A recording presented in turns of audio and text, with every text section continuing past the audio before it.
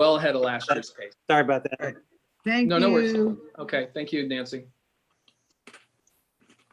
And now I'd like to bring on Tom Barron to introduce our fascinating speakers. Dr. Pyle, I wanted to let you know I've made you co-host so that you should be able to operate your presentation without problem. If for some reason there is a problem, then I'll just make you host. Okay, Nancy, can you hear me? Yes. Okay, great. I've had a interesting morning when my internet went out at one daughter's house, so I had to run over to the other daughter's house, and I'm on her iPad, so that's why you don't see my name. You're a resourceful guy. We're lucky to have you. But anyway, I'm here to introduce Stephen Peckman first. He is the Deputy Director of the UCLA Broad Stem Cell Research Center. Prior to joining the center, he worked for more than 10 years here at UCLA in the Office of Protection and Research Subjects as an Associate Director of Human Subject Research. He has published a number of things on ethics related to human protection and has participated in international conferences, etc., and peer-reviewed for a number of organizations. Peckman is also an IRB consultant for various institutions, as well as the Department of Health and Human Service offices. Stephen, you're up. Thank you very much, and thank you for inviting us to share our work with you today. April, could you allow me to share? Great. Let me add you as a co-host. There we go. Okay, that's working fine. Great. I'm there. Okay, get started. So I'm going to just give you a very short introduction about the UCLA Eli and Edith Broad Center of Regenerative Medicine and Stem Cell Research. I'll try to cover about 15 years of work that we've done in 5 minutes or less, so that remainder of the time can be Dr. Pyle. So our mission at the UCLA Broad Stem Cell Research Center is to support innovation, excellence, and the highest ethical standards focused on revolutionizing the treatment of disease through personalized cell therapies and regenerative medicine. So what are cell therapies? Cell therapies are essentially using your cells or someone else's cells as a drug to treat disease. And regenerative medicine is the ability to use cells and other products to actually regenerate damaged bone, tissue, etc. So for example, after a heart attack, oftentimes the heart muscle is damaged. And so it's very difficult for the heart to function when that heart is damaged. So what if we could actually use cells and transplant them into the heart so that they regenerate that damaged part of the heart and make it whole again? We would be able to essentially do away with one of the worst problems that humanity has, which is heart disease. So at the Stem Cell Research Center, we're interested in taking research from the laboratory bench, from the laboratory, through all the different processes to the clinic and directly to the patients. So stem cell research expands the potential for actually creating these cell therapies in regenerative medicine. And it's basic stem cell science that actually drives these discoveries to the clinic. And we have to apply our work to enhance cell-based therapies and technologies. And the way we do that is through a multidisciplinary team approach, where we engage in development and clinical testing of new drugs and tools. And cell therapeutics are created using the Stem Cell Center and UCLA resources, which I'll talk about in a minute. So we're a multidisciplinary collaborative center with more than 250 faculty members from across our campus, representing more than 55 academic departments from essentially all of the professional schools and the College of Letters and Science. This multidisciplinary approach is necessary in order to solve the problems of getting new discoveries from the laboratory to the clinic. It requires significant problem solving and integration of many scientific disciplines. Long gone are the days when a sole scientist sits in an attic somewhere with a petri dish and a flask and comes up with major discoveries. It really takes a village and more to make this happen. We have to define and develop the materials and basic technologies to grow and differentiate human cells, and that we face issues of scale up and process engineering for creating cell therapeutics in an FDA compliant physical environment. all of this wouldn't be happening without the state of California and the voters passing in November 2004, the California Stem Cell Initiative known as Prop 71. Prop 71 was passed by almost 60% of the voters in 2004 and resulted in the creation of the California Institute for Regenerative Medicine. In my mind, one of the best functioning state agencies that we have. And it allowed the state to sell $3 billion in bonds for grants and loans to fund stem cell research and infrastructure. We've dedicated, because we are a university, a lot of our work to educating and training the next generation of stem cell scientists. We were the #1 stem cell training grant from Prop 71 way back in 2006. And we've had 3 iterations of the training grant over 9 years, where we've trained 280 grad students, postdocs, and clinical fellows in stem cell science. When CIRM decided to end the training grant statewide, we felt that these were so important that we actually went to donors, and we are now self-funding the training of all of our trainees. And they publish in the most important scientific journals. And we also have a collaboration with Cal State Northridge in a Bridges training program, where we've trained 80 students who were undergrads and grad students, 24 of whom were accepted to doctoral programs or physician programs, medical school, and 47 are employed in academic or industry labs. And we've invested in discovery. And this requires a lot of philanthropy. We invest in innovative research, which I'll tell you a little bit about in a minute, infrastructure and core resources, and hiring essential technical staff to actually run core resources for our researchers. This investment in discovery includes an innovation and seed research award program, which is an intramural program where we're committed to supporting the most innovative stem cell science in order to seed the research before it's even ready to compete for federal funding like the National Institutes of Health or the National Science Foundation or even Prop 71 money. And we provide $50,000 to $250,000 for each award for 1 year. And what's the return on investment? We have a 23-fold return on our investment, where these intramural awards have resulted in more than $230 million in extramural grants. We've also used philanthropy to train the next generation of clinical scientists who can actually use the discoveries in the lab and have the know-how for the treatment of patients. These are the basic critical core resources that we've developed both with grant funds and philanthropy that allow our researchers and provide them with the tools necessary to drive their research forward into the clinical realm. This is just an overview of some of the clinical trials we've advanced: blood genetic diseases, cancer, HIV, and blinding eye diseases like macular degeneration and limbal stem cell deficiency. So that's a brief overview of the Stem Cell Research Center. And now April Pyle, Dr. Pyle, will talk about her work. Would you, well, let me give you a little introduction to April Pyle.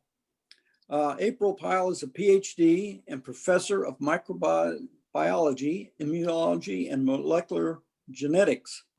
Dr. Pyle seeks to develop a better understanding of human pluripotent stem cells, which can self-renew as well as produce any cell type in the body through a process called differentiation.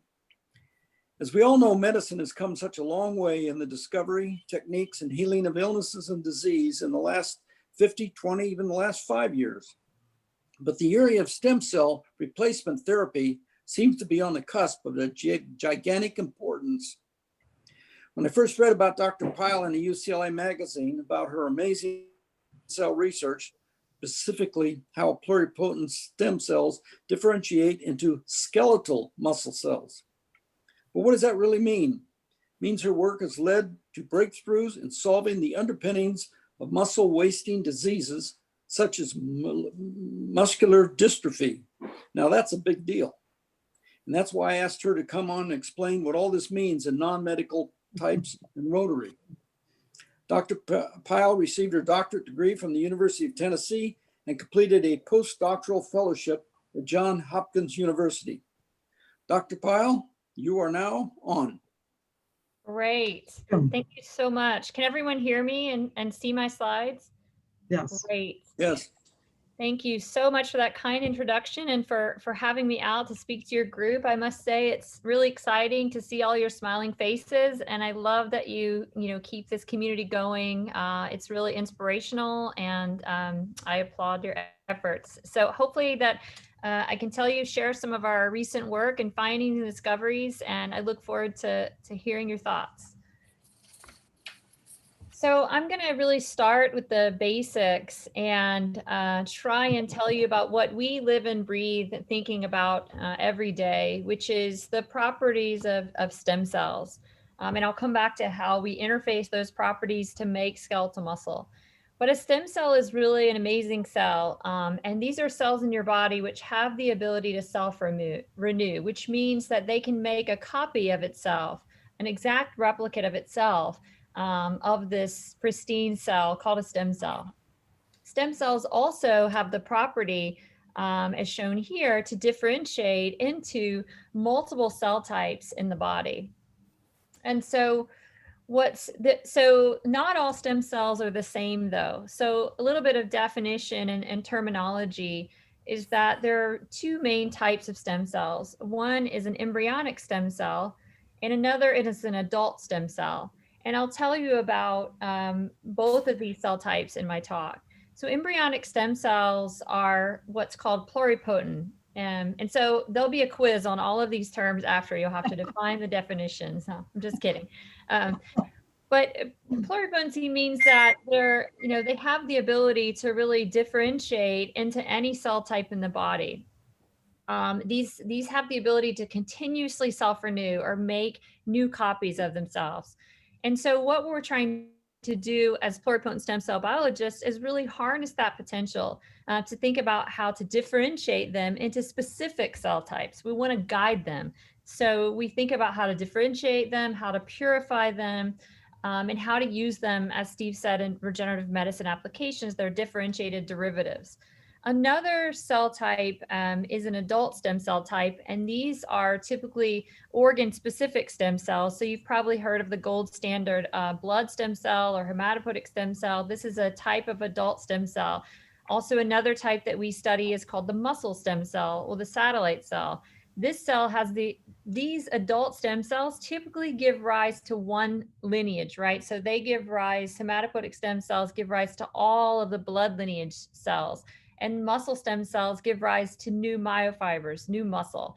And so these are very much in active clinical use. Hematopoietic stem cells really are leading the way in this example. So one of the interests, in our lab is to try and figure out how can we harness the true potential of stem cell biology. And this just depicts a cartoon of different ways that we and others in the field and in the center are trying to use stem cell biology in regenerative medicine. So for example, as shown here, you can take a pluripotent stem cell, often called an embryonic stem cell, that you can differentiate into really any cell type in the body. And so there's a lot of interest in developing, as Steve said, for example, those cardiomyocytes to repair the heart, or new cells to repair the liver, or muscle stem cells to repair the muscle. You can also use them as humanized tools to screen drugs. And this is important because you can use them in the context of very much patient-specific screening. And so we use them a lot to study developmental biology. How do these cell types emerge in the dish? And so those are, fun applications that we and others think about. And in particular, as you heard, my lab's interest really is thinking about skeletal muscle and really how do we understand how to make new skeletal muscle in a dish. And these muscle stem cells are called satellite cells. On the left here, you see a representation of muscle as a whole. And so muscle, as you know, makes up greater than 40% of our body. And this is a critical organ system. It's tightly aligned with the tendons and the bones. So there's a muscle-bone interface. Also not shown here is an interaction with the motor neurons. And so it's tightly aligned with other organ systems in the body. Also, what's interesting about muscle is that not all organ systems have endogenous stem cells, but muscle has an endogenous stem cell called the muscle stem cell or the satellite cell. And this is sitting on the outside. You can see here to the left. And if we zoom into the right, you can see an actual muscle myofiber shown here in green. And then on top of that, you have this little stem cell, this muscle stem cell that sits right there on the outside of the myofiber. Also, you can see below that you have a stem cell that has a precise location in the muscle. And this is actually interesting. We think a lot about how this muscle stem cell is controlled and how to replicate this in a dish from human pluripotent stem cells.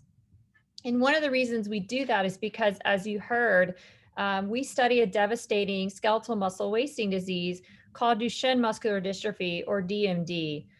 So DMD is a devastating skeletal muscle disorder, and this is X-linked, and it occurs in about 1 in 5,000 boys. Boys that have Duchenne have progressive muscle weakness and premature death, and eventually in their teens, they become wheelchair bound, and eventually after that in their 20s die of respiratory failure, so the respiratory muscles, and then also of heart failure. And so there is no cure.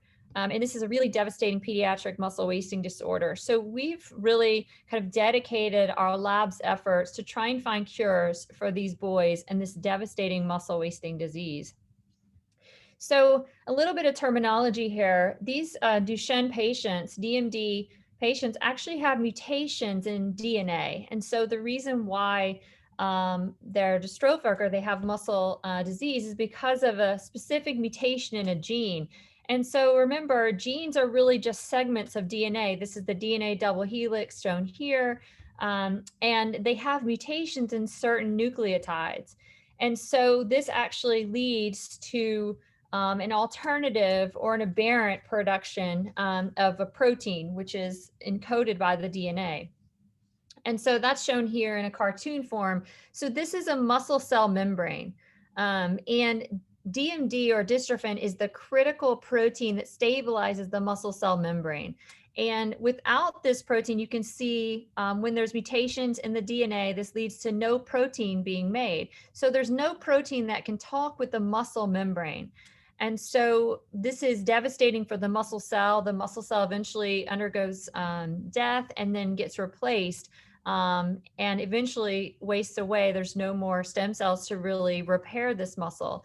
And so we've been trying to think about ways to repair this this mutation in this protein in these patients. Shown to the right of this, so this is a normal dystrophin protein. It brings all of these complexes to the muscle membrane, which talks to other factors in the cell and stabilizes the muscle cell. Remember, muscle is a contractile organ, and so these complexes help to stabilize this contraction.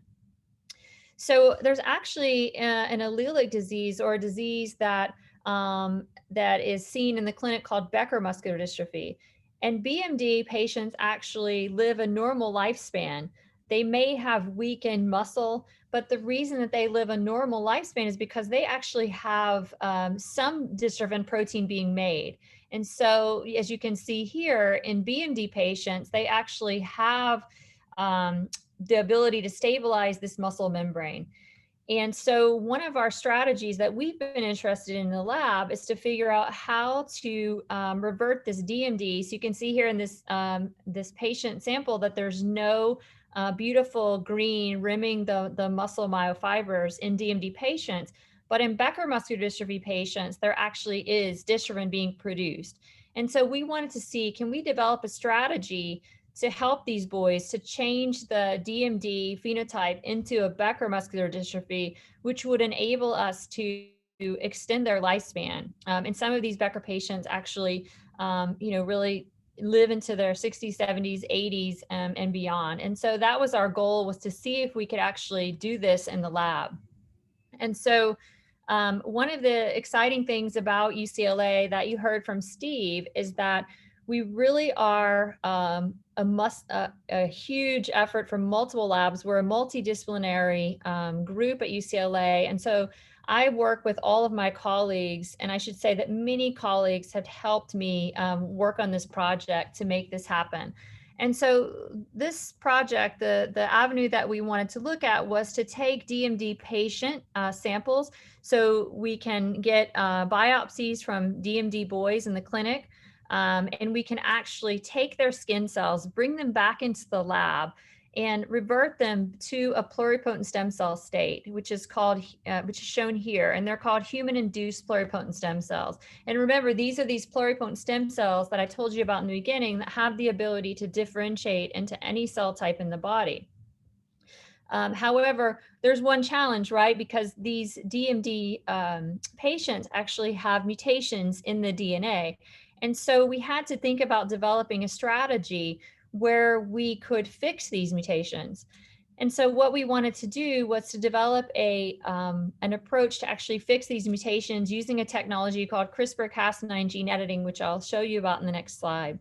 So I'll show you about our efforts on our CRISPR-Cas gene editing to correct or fix the mutation in these patient cells, and then to think about ways to direct the ability of these cells to make the cell types that are affected in patients with Duchenne. And so we've been focusing on trying to make skeletal muscle in a dish to test their functionality in models of the disease, and then to think about how much of a true stem cell have we made, because remember, we need to make this stem cell to replace the defective muscle in these boys. So one of the things that we wanted to think about was, where are these mutations in the DNA? And it turns out that DMD patients have a hotspot where you see these mutations. And this is kind of a graph of the frequency of where these mutations in the DNA are. And you can see that there's a large number of patients that have mutations within a certain region. So the DNA is made up of what are called exons, which are shown here. In between the exons are non-coding regions called introns. And so a lot of the mutations are within this region here. So we wanted to ask the question, can we actually generate a strategy to correct where most of the mutations are with these boys? And this was using a CRISPR strategy. And why we wanted to do this is because at least 50% or more of these patients have mutations within this hotspot region. So at the time that we were thinking about this, this gene editing strategy, which many of you probably have heard about, CRISPR-Cas9, was exploding on the field. And the way that this works is depicted here in this cartoon. So here you're looking at Duchenne DNA, remember, which has mutations. So essentially these puzzle pieces can't fit together, right? The gene can't come together. And so this is the problem in boys that have Duchenne. So what we wanted to do was to utilize the gene editing machinery, which is depicted here with these scissors and flags. So the flags depicted where we wanted to try and fix this mutation, and the scissors depicted our strategy of cutting out this entire region.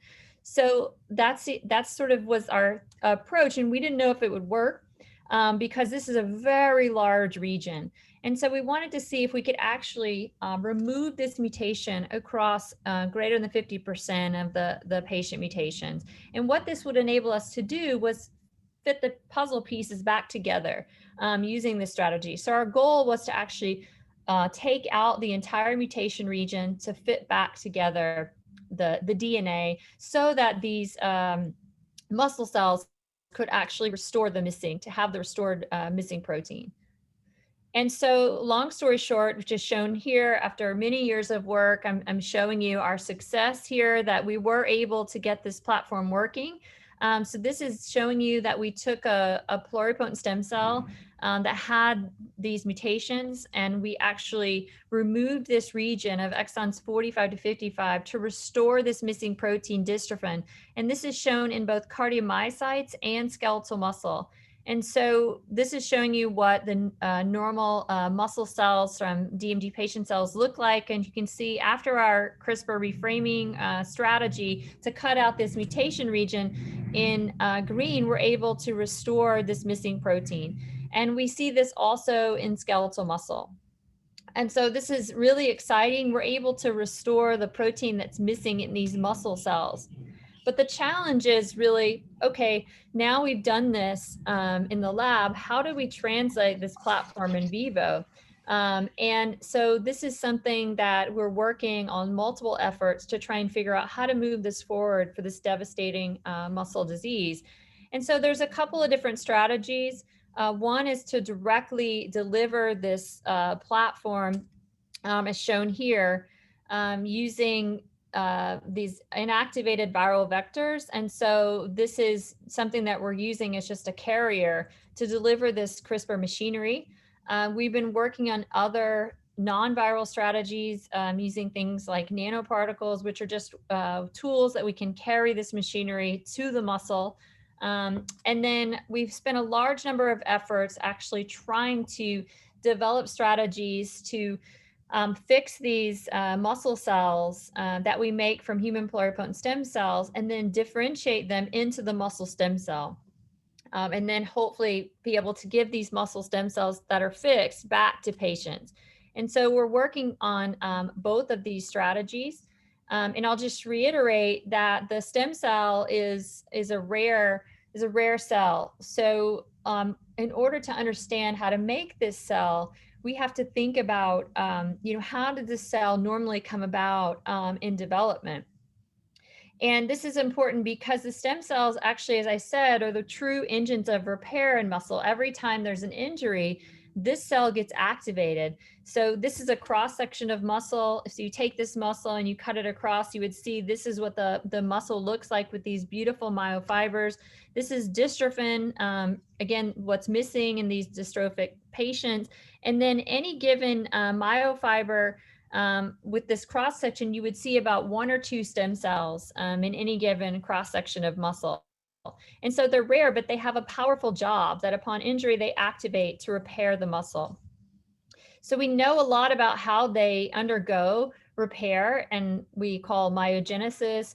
There's key proteins that are expressed in these cells. These cells can self-renew, they can give rise to another copy, and they actually go through a process of differentiation to make the multinucleated myotubes. So myotubes are the one cell in the body that are actually multinucleated. So skeletal muscle has multinucleated, so multiple nuclei in the cell. These build to make these larger myofibers. So, but as I said, the satellite cells, which are the true stem cells, are rare.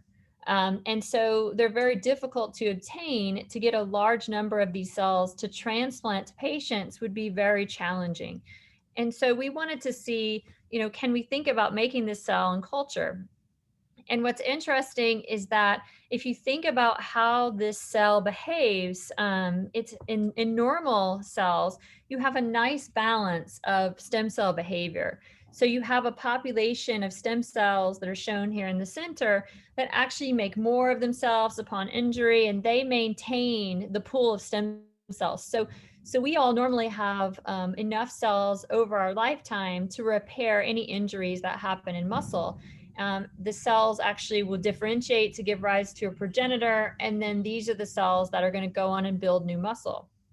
In aging or in DMD, there's aspects where stem cell numbers can decline. In the context of DMD, we actually have reduced numbers of progenitor cells that are needed to actually make new myofibers. And so this balance is critical in how the muscle repairs and responds to injury. So in order to make this powerful cell from human pluripotent stem cells, we've been trying to ask the question of how do you guide pluripotent stem cells to this true adult stem cell? And this means that we actually have to define in development how to make this cell. So muscle is made actually through many steps in development, and these cells undergo different waves of myogenesis to make early progenitor cells, which we call skeletal muscle progenitor cells, or SMPCs, mid SMPCs, or later stage adult stem cells. So we've been trying to think about how do you take these cells and make this final adult stem cell population called a satellite cell in a dish. And so look at this. We developed one of the most, I think, powerful technologies right now. We did this in collaboration with Catherine Plath at UCLA. Again, another example of how collaborative we are at UCLA. We work together as a team to really think about how to define the muscle cells in development and adulthood. And so we actually took human tissues and we dissociated them. We put them through this platform. It's called a single cell RNA sequencing platform. And what happens is you take these barcoded beads, you put them through this device with the cells, the beads get in, and then they actually enable you to detect genes that are expressed in each of those single cells. So it's a really powerful technology. So it enabled us to look at all of the cells that are present in developing muscle. So we looked at this in embryonic, fetal, juvenile, and adult stages of skeletal muscle development. And this is shown here in a snapshot. So I realize there's a lot on here, but what I'm going to point you to is that we've done this across all of these stages of development. And you can see here that we had to develop an algorithm to identify the true muscle cells in these populations. And so these are circled. So these are our muscle cells that we identified across development and throughout adulthood. Another thing you notice is that the colors are different, right, through these different stages. And those other colors represent other cell types that are present. And so this is exciting because now for the first time, we've been able to identify what all cell types are present in muscle. And this gives us cues as to how to make the cell and support the true muscle stem cell in a dish from pluripotent stem cells. And this is an example of what we can make now using all of the knowledge that we've gained on what are the key cell types and drivers that develop muscle in a dish. This is in the lab, in a dish, this is the muscle that we can make from human pluripotent stem cells. So you can see that, hopefully you can see that these cells are multinucleated, right? And there's many long myofibers that we can make in a dish. What you probably can't see, you have to trust me, is that these muscle stem cell markers are coming on, right? So you see these little white cells, those are the potential muscle cells that we're making in a dish from pluripotent stem cells. So we're developing strategies to make these cell types in a dish for potential use in therapeutic strategies, especially for muscle wasting disease.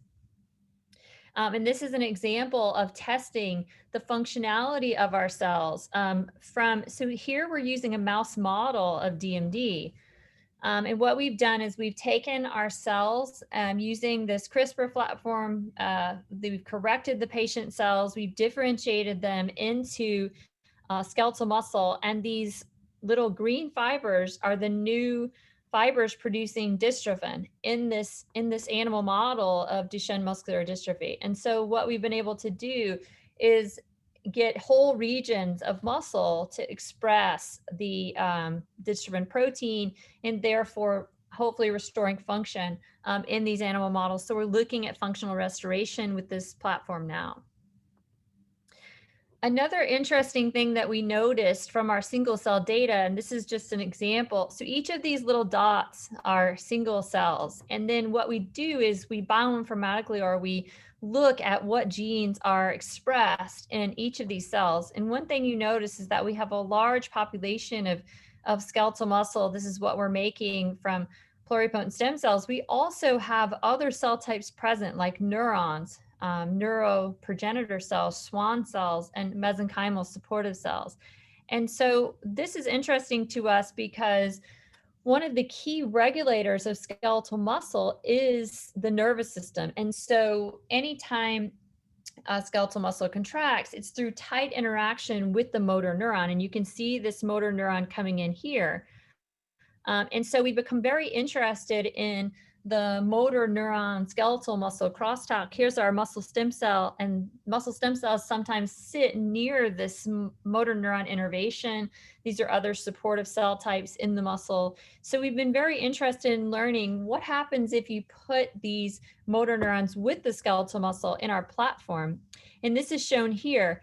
Well, what's amazing is that when you add motor neurons, you can't really see them, but there are clusters of motor neurons that are up here. The skeletal muscle will immediately start to contract. And this is exciting because they start to contract in a manner that we would expect them to contract. And they start to actually express these little white dots are the interface of where the motor neuron comes into the muscle, called the neuromuscular junction. And so this is exciting because now when you combine the motor neuron with the skeletal muscle we make in a dish, we can get uniform contraction. And this actually, we think, is going to improve the ability of the muscle we make in a dish to function better. And what's interesting is that this interface of the motor neuron with the muscle is often defective in other neuromuscular diseases such as ALS. So we're very much interested in developing a model of this to try and understand the motor neuron skeletal muscle crosstalk. So we're running out of time, so I'll just summarize a little bit about what I've told you is that what we found, and many people work on different aspects of pluripotent stem cells at UCLA, and we've been interested in modeling skeletal muscle development in a dish and using these as a tool to find correction strategies in neuromuscular diseases such as DMD. We've used single cell sequencing. I showed you some of our single cell sequencing to provide an atlas of muscle cell development. And this is important because this helps us understand how to make these cells in a dish from human pluripotent stem cells. On a translational side, we've developed a gene editing strategy using CRISPR-Cas9 to try and repair the missing protein in these devastating muscle wasting diseases such as DMD. And with this strategy, we're actually in the process of moving this forward to the clinic, and we hope that in the second half of 2022, we'll be able to try and develop this CRISPR strategy towards real safety studies for patients with Duchenne Muscular Dystrophy. So this work was done by a team of people. The CRISPR gene editing work was done in collaboration with Courtney Young and Melissa Spencer, two phenomenal scientists. And then other aspects of the work were done by really talented junior scientists in the lab. Hyben did all of the single cell sequencing. Michael did all of the engraftment. And then many others in the lab helped to make this work possible. And none of this would have been possible without the generous support of CIRM, the Broad Stem Cell Center, or the NIH. And so it takes a team to really move this forward, and I'm excited about our progress, and I look forward to hearing your thoughts on this. Thank you for your attention. Thank you. That was fascinating. I see Phil has his hand up. I got And then two Michael. quick questions for you. Yeah. The first one, there's been a lot of athletes in the past couple of years have been injecting stem cells into injured body parts, hoping to regenerate growth and healing that way. I've never seen one that's been successful. Is that something that's just kind of pie in the sky right now? And the second one is maybe a little bit more involved, is I guess on the ballot this year, there's a ballot initiative to continue funding for stem cell. The original one's expiring. And so I'm wondering, would that affect your research if it doesn't get extended by the state? Because I guess initially they were hoping the federal government would step in eventually and start funding it, or it'd be self-sustaining by this point, but it's obviously not. So what is the ballot initiative? What's your take on that? Yes, so great questions. I'll answer your first one first. So yeah, there are a lot of experimental things that are going on, and you have to be really careful.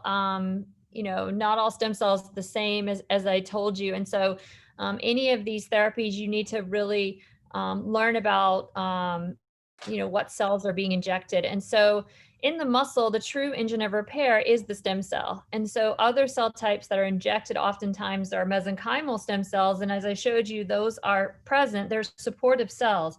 And so, but you have to be very careful about what you're injecting. Not all mesenchymal cells are the same. Some of them can be harmful rather than helpful.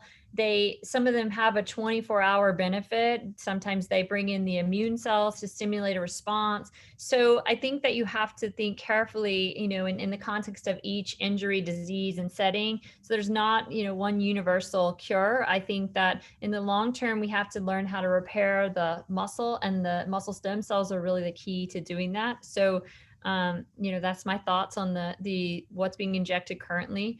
And then April? Steve Peckman, I'll let you answer the second one. So I'll add a little bit to Dr. Pyle's comment about these so-called stem cell therapies.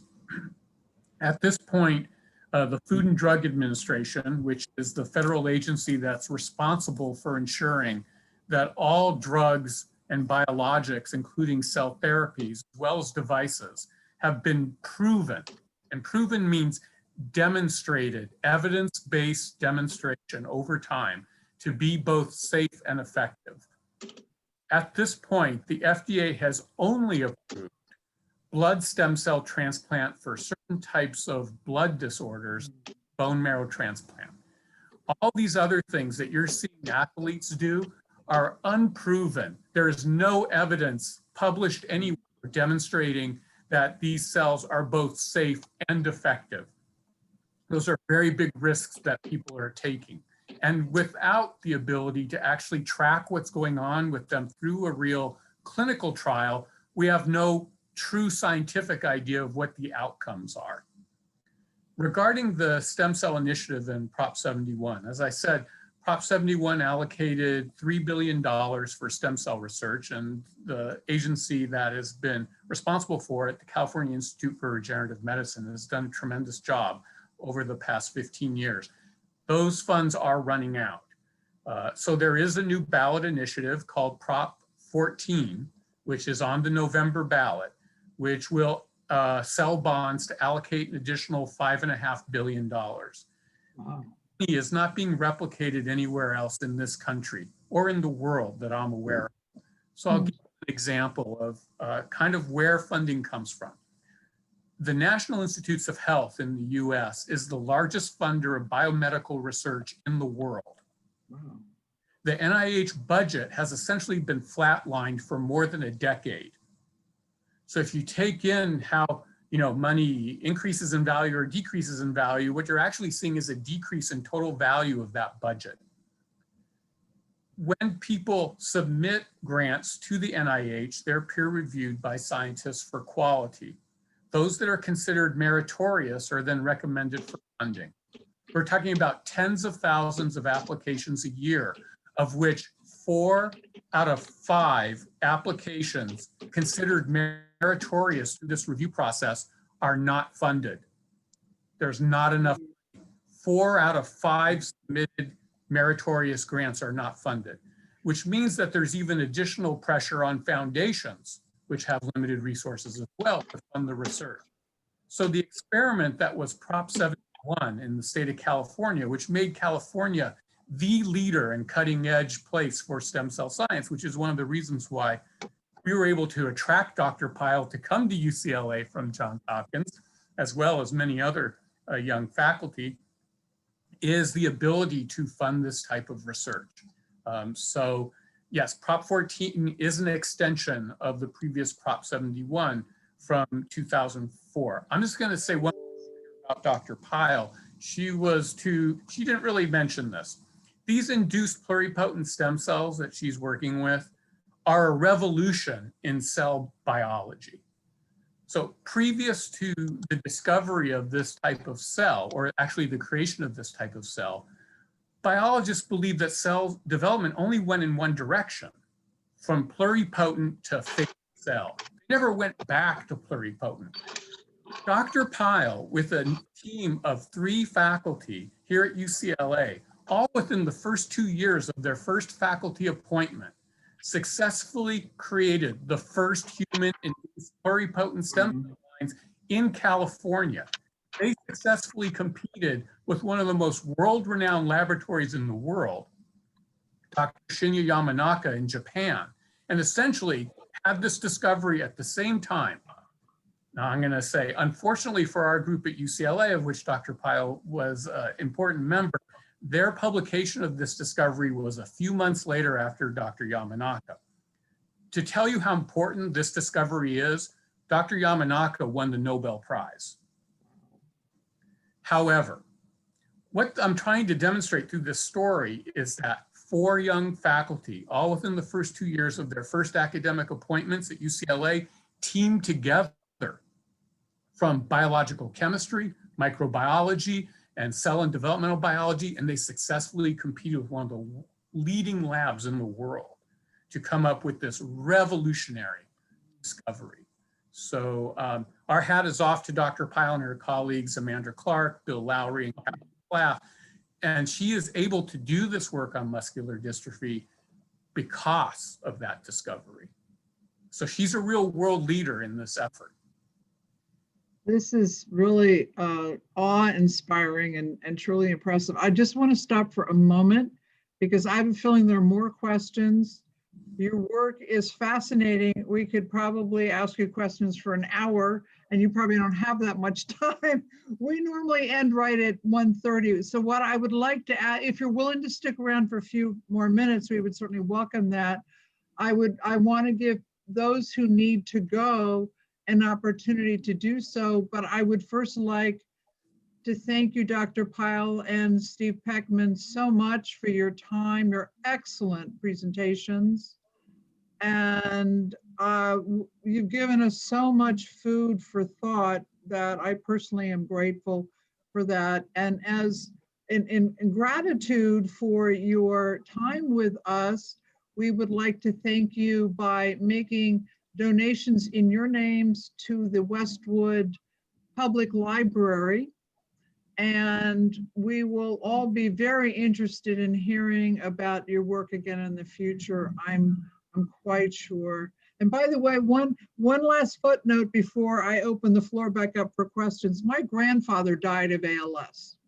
So I was particularly intrigued, and I've known people with ALS, so particularly intrigued by the scope of the work and the vast numbers of people with muscular and nervous system conditions that would clearly benefit from your work. So my prayer is that prop passes and that we find the kind of funding for this work that obviously is going to revolutionize medicine. Yes, thank you so much. Thank you for that donation and thank you for this opportunity to share. And I agree. I mean, there's so many exciting discoveries, so many things that are happening in this neuromuscular space. And I think, yeah, please stay tuned because there's a lot. We have a lot incoming. So I'm excited about it. I'm happy to take more questions. Michael, I know you were waiting to ask a question.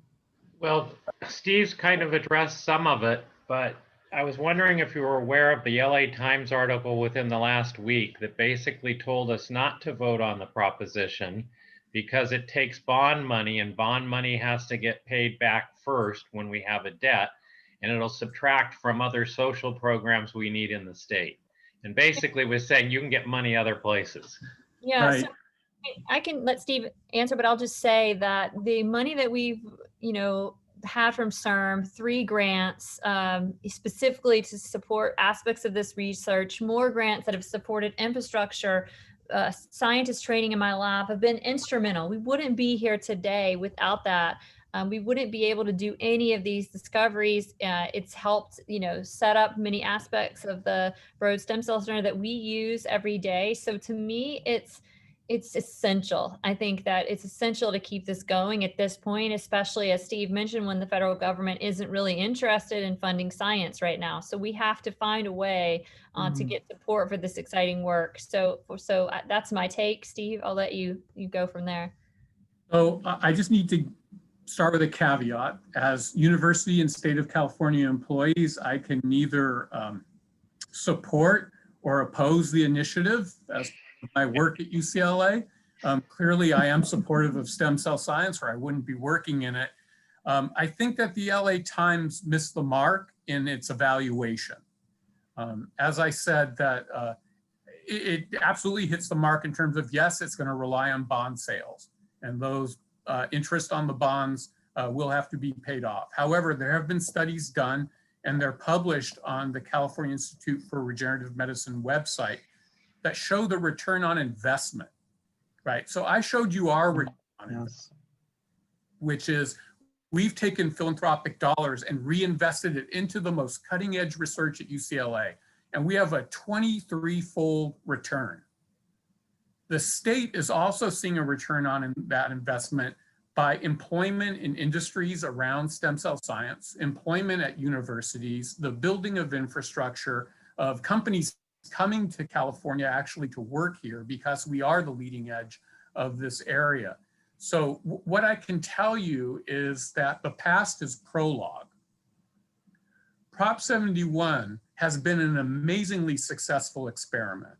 I showed you clinical trials, a list of 8 or 9 clinical trials that were developed from basic research here at UCLA that could not have been done without Prop 71.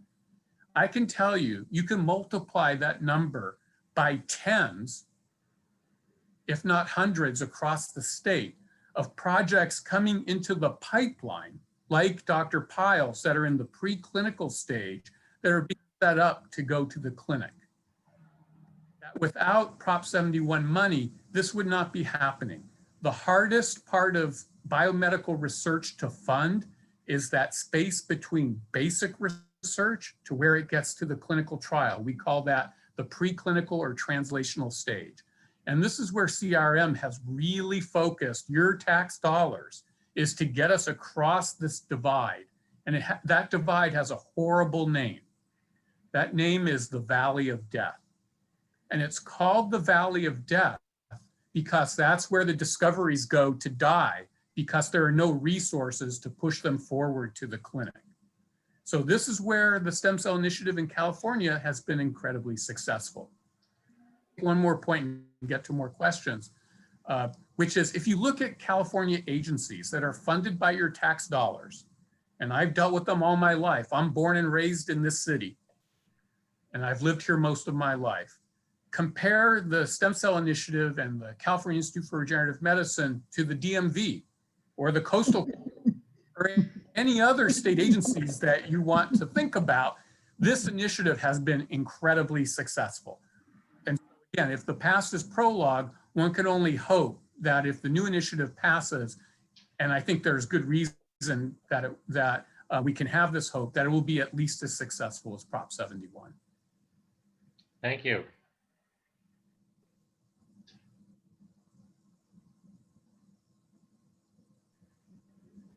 I have a question. Yes. Do you see in the future macular degeneration being helped there? Yes, it's already happening.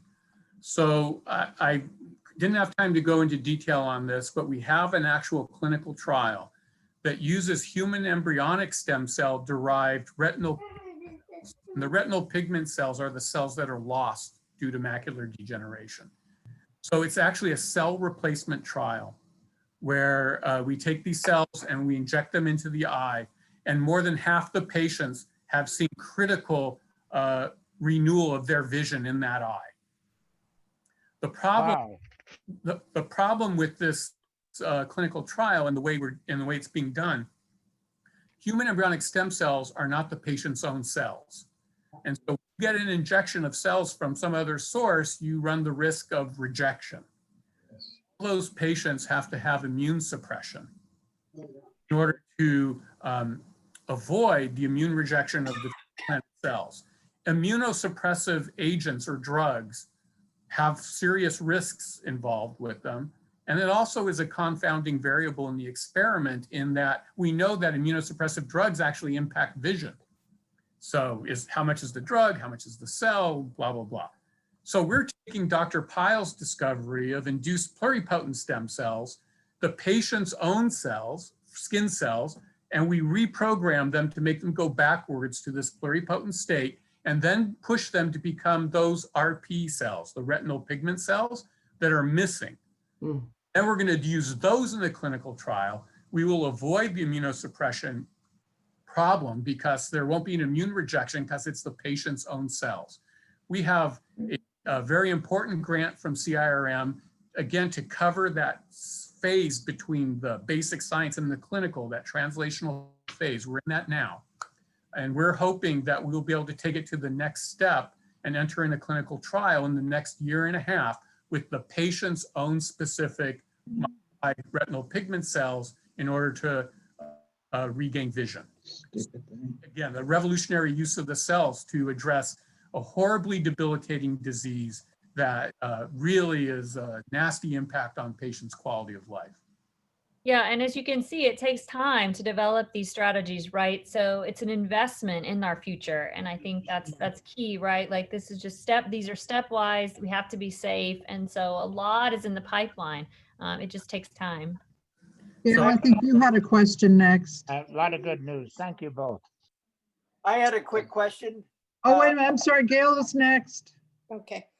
Me? I have a question. I'm a retired pediatric physical therapist and have worked with many of the children that had DMD.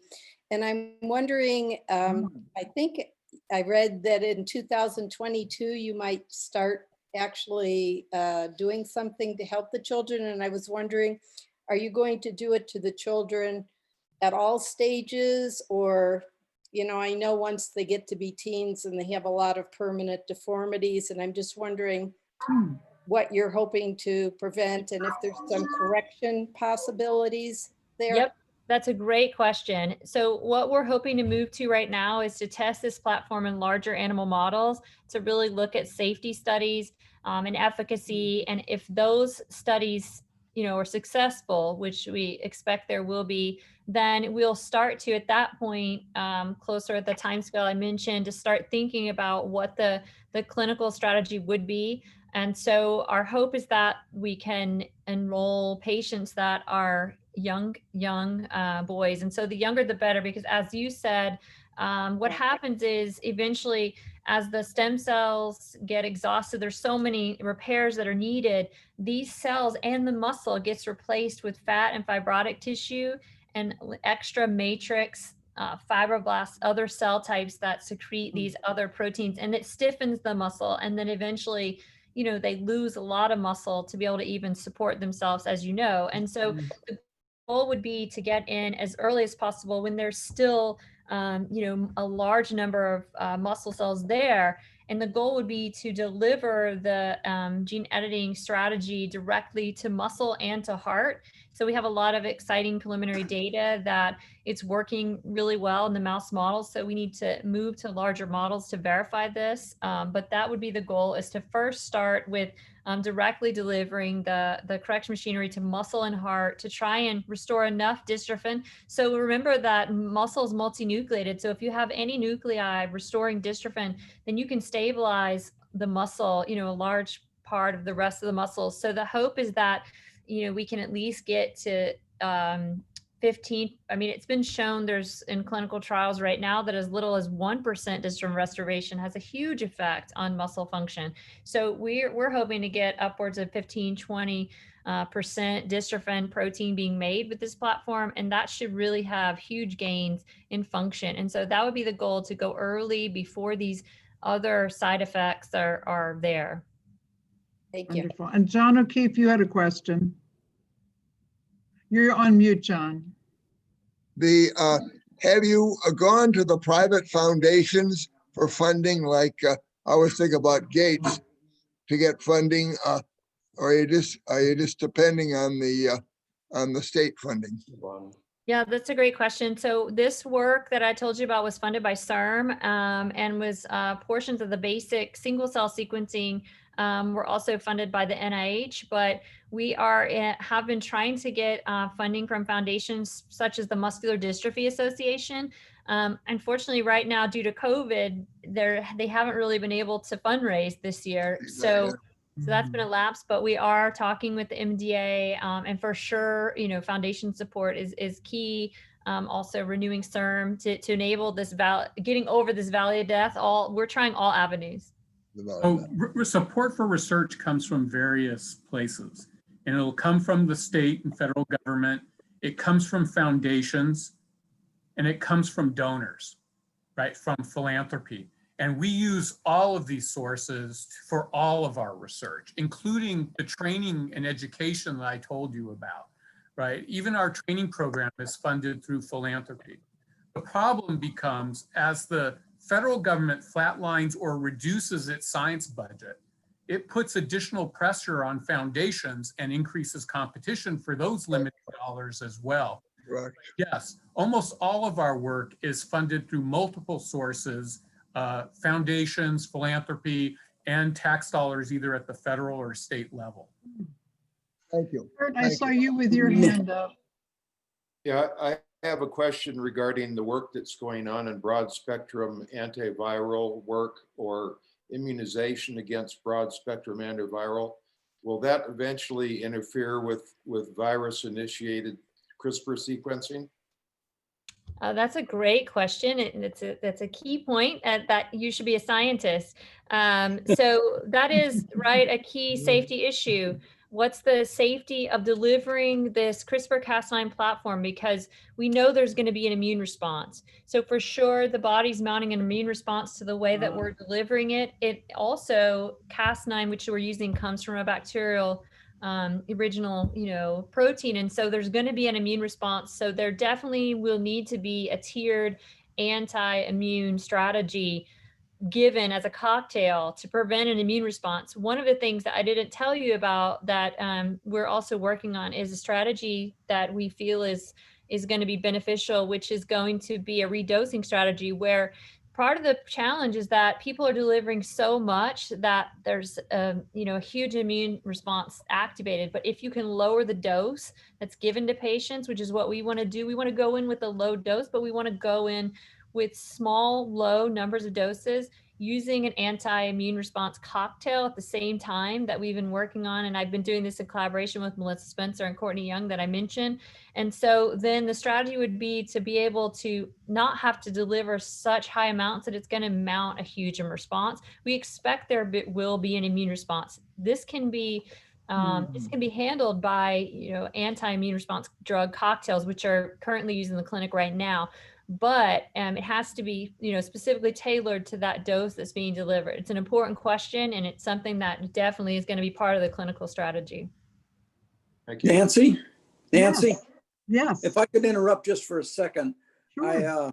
I would like everybody, based upon the number of questions, there's a great interest in this subject. If anybody wants any more information, you can contact Sabrina Ayala at mednet.ucla.edu. That's SAYALA. That's in the chat.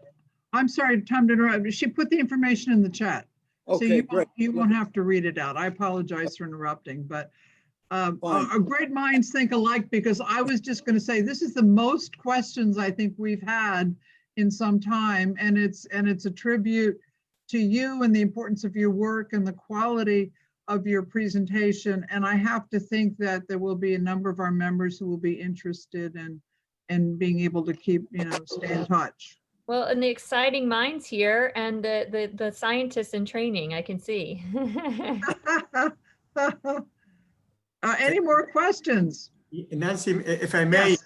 I wanted to ask, especially Dr. Pyle, in terms of, you use the terminology developing a strategy for this and that. Is that the technique or instruments, or is it the method? Is it the ethical decision? I don't know. It means something to you that I didn't quite get. Yeah, that's a very, very good question. So when I think of developing a strategy, I think of all encompassing many avenues that include safety. So the cells that we're making, are they safe? The CRISPR platform that we're developing, is there going to be an immune response? The strategy is like multi-layers from getting the patient cells, making the reprogrammed lines in the lab, differentiating them into skeletal muscle, trying to coax them to make the real stem cell. So the strategy is stepwise. And what I didn't tell you is that it takes 50 to 70 days to make these muscle cells in a dish, right? So we had to develop one of the first strategies for the platform or the protocol, or however you want to call it, to make those cells. And so then we had to develop the strategy or the platform to add the motor neurons, right? So their strategy for me is the stepwise procedure of getting this to work in the lab. Biomedical research. Your hand up too. Oh, I'm sorry. Biomedical research is essentially the ability to play three-dimensional chess every day. Wow. Every day. So these are like, these are children. You have to coax them. Every day we come in, we look under the microscope, we say, what's happening? What's happening? Like, what are they making? Is the muscle beating? Like, so stepwise, Oh. Ed, you had a question? Yeah, I had a statistical question.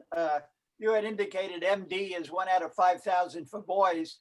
what is it for girls and what is the incidence of ASL? Yeah, that's a great question. So because it's X-linked, we typically see presentation. There are, though, some girls that do have muscle wasting, but it's not as, they typically, you don't see that as often. So sometimes they're seen because there's other modifiers that accelerate the disease. And so yeah, I think ALS also is a, I don't know off the top of my head, I don't know what the numbers are right now. Also, one of the most common neuromuscular diseases. Fascinating. Any more questions Nancy, for our honored guests? Nancy, maybe I could just end with a very short story. Sure. And this is a success story. It's a success of all success. So we have a researcher here at UCLA by the name of Dr. Don Cohn. Dr. Cohn has been working essentially on the same disease his whole career, 30, 35 years working on this. And it's a genetic blood disease that happens in newborn babies.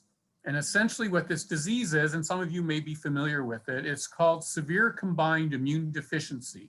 And it's commonly known as bubble baby disease. And you might recall a movie with John Travolta many decades ago called The Boy in the Bubble. And what this disease, it's a genetic defect where babies are born without an immune system. They have no ability to create those blood cells that are your immune system. As we've all learned through COVID-19, the important cell is the T cell, right? That's the blood cell that's going to help you attack a foreign virus or bacteria. So these babies, because of a genetic defect, don't have the ability to do that. So what happens is, as you know, babies within the first 2 years of life, they're expert at one great thing, getting infections, ear infection, this infection, that infection. Where most babies have the ability to fight them off, none of these babies do, and they'll die within the first 2 years of life because they have no immune system. Wow. Dr. Cohn has developed a stem cell, a gene-modified stem cell therapy for a form of bubble baby disease called ADA SCID. What he did is he takes the blood-forming stem cells that Dr. Pyle talked about, the hematopoietic stem cell, and he inserts the missing gene. So he takes those cells from the baby. In the lab, they insert the missing gene. Then they put all that back into the baby so that the baby's blood-forming stem cell, remember the stem cell has two qualities, the ability to self-renew and the ability to make all the other cell types within that lineage, in this case, the blood cells, including the T cells. These babies constitute T cells. And over a period of 3 to 6 months, they have a fully constituted immune system. These babies who were patients in the clinical trials that Dr. Cohn has been performing, some of them are now 10 years out. They're going to school, they're getting full immunizations. Oh my goodness. They go swimming in the ocean. They do all the things that little kids do, and they get infections and they survive. He's cured more than 50 babies to date. This is a success story beyond success. And it's more than just bubble baby disease. The impact could be greater, including using this platform for sickle cell disease, a much more common disease. In addition, those findings inform work that Dr. Pyle does and work that many other scientists do around the world to attack other diseases. His success has shown a light for everyone that stem cell science actually can and has been demonstrated to be safe and effective in treating disease. And so really the sky's the limit for what we do. With public support, we'll achieve many goals that previous generations could never even imagine. So we really thank you for your support and for having us today to talk with you about our work. Well, we were delighted to have you. Thank you so much. And I also have to thank our program chair, Tom Barron, for arranging for such a truly impressive and important program. So thank you, Dr. Pyle. Thank you, Steve. Thank you, Tom.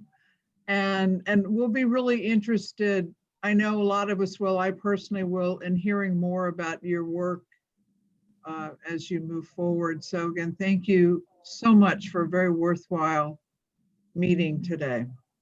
Thank you very much. Thank And we do have a you. website, stemcell.ucla.edu. Oh, good to know. Okay, thank you. Stemcell.ucla.edu. Everything that Excellent. we do, we make public and it's posted on the website. Oh, good to know. Great. Thank you for that. Have Thank a you great all very week, much. everybody. Bye-bye. you. All right. Next Thursday. Thank Bye. you, Nancy. Bye. Thank you all. Bye-bye.